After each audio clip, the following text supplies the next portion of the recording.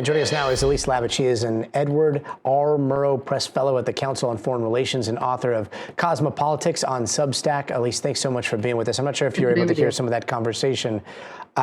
First off, what was your reaction when you heard the Gaza plan yesterday? I was actually in a business meeting, Gotti, and someone kind of walked over to me and showed me, some of the social media that was coming out of it. It's a real bombshell. I think not only to anybody that follows the region was kind of like, what? But also, my understanding is people in the White House standing next to President Trump in the State Department. I think it was really just an idea maybe he's been talking to, as you've been talking with Matt, about, who knows really who's is in the ear. But there certainly hadn't been anybody any kind of plan that has been talked about in the interagency. And certainly talking to my sources in the region last night and all day today, there's a lot of shock. There's a lot of kind of eye rolling, but there's also a lot of concern. Not only is this against international law, but also, that President Trump actually, I think what the concern is that he really doesn't have a lot of understanding of the region, of the Palestinians' attachment to the land. He thinks he can, just rid the Gaza of the Palestinians and then everybody would go along with that.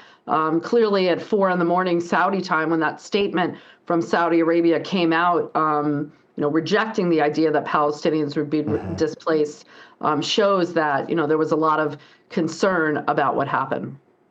And yeah, I do think that we have a responsibility to try to play some of this out. So picking up where, Matt Bradley was just talking about property and property development and how, maybe property developers just see this as this thing that they do.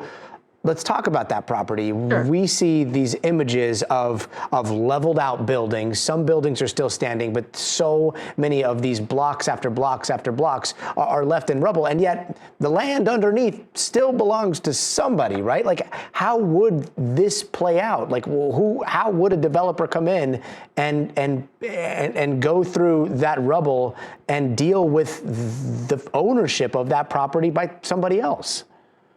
Well, right now the ownership is is being contested in international law at the UN between Israelis and Palestinians. And the truth of the matter is, Gotti, that a lot of Arab states, whether it's Saudi, United Arab Emirates, have been talking to, then the Biden administration, the Israelis, about that the Arab states would help rebuild Gaza, that they would, find some temporary shelter for the Palestinians in Gaza while they rebuilt it. Now, I think what the added concern is that President Trump is saying, okay, well, the Palestinians should leave. We'll find some great land for them somewhere, and we'll rebuild it for this Riviera of the Middle East, and everybody can go there, and it's a great big tourist attraction. You see what the Saudis are doing in their Red Sea area. I think he thinks that he's going to get the Saudis to buy in on that. So how would it work?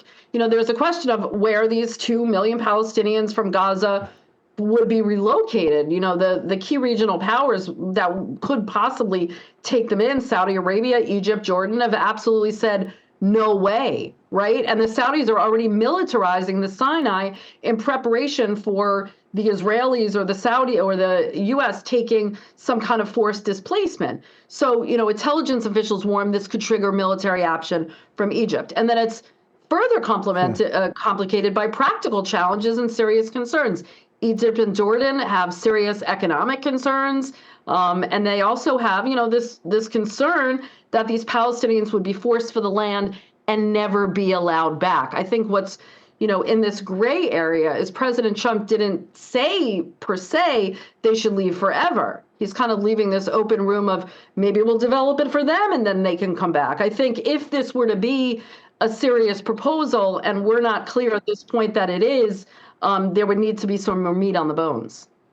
Yeah, a lot of maybes in the most politically charged piece of earth on our planet right now. Elise, thank you so much for helping us with that discussion.